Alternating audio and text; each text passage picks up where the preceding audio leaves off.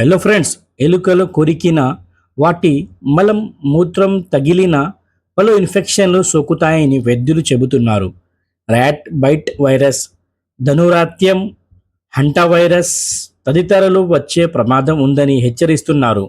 కాగా తెలంగాణలోని కాకతీయ యూనివర్సిటీ హాస్టల్లోని తమను తరచూ ఎలుకలు కరుస్తున్నాయని, ఇటీవల 14 మంది ఎలుక కాటుకు గురయ్యారని విద్యార్థులు వాపోతున్నారు.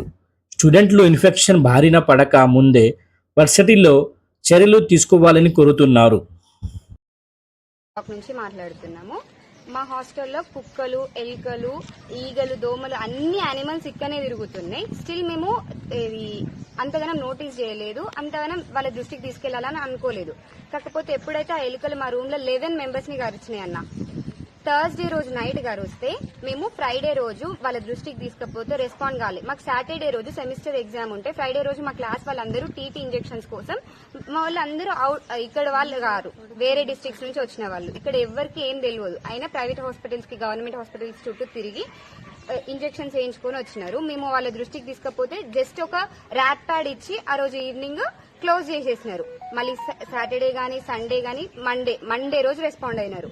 ఫ్రైడే, సాటర్డే, సండే మేము కాల్ చేస్తే మేము ఇక్కడ అందుబాటులో లేము, వేరే ఇన్సిడెంట్స్ వల్ల మేము డైవర్ట్ అయినామన్న సమాధానాలు చెప్పిళ్ళు. ఫ్రైడే రోజు వచ్చి ఓన్లీ మా రూమ్ కి మాత్రమే కింద వుడ్ పెట్టిస్తాం, ఓన్లీ డోర్ ద్వారానే వస్తుంది పెట్టిస్తామన్నారు, ఇంకా పెట్టించలేదు.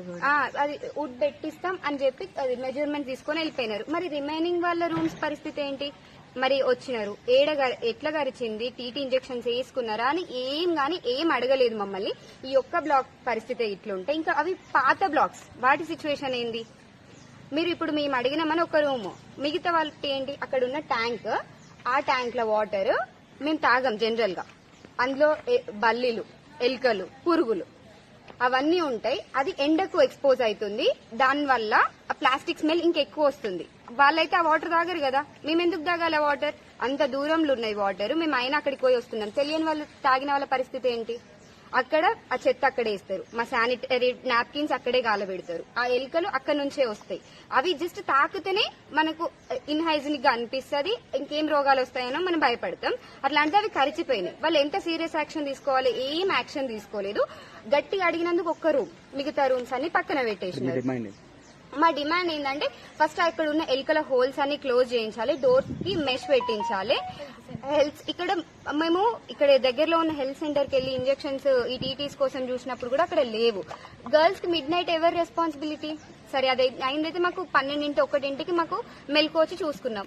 మరి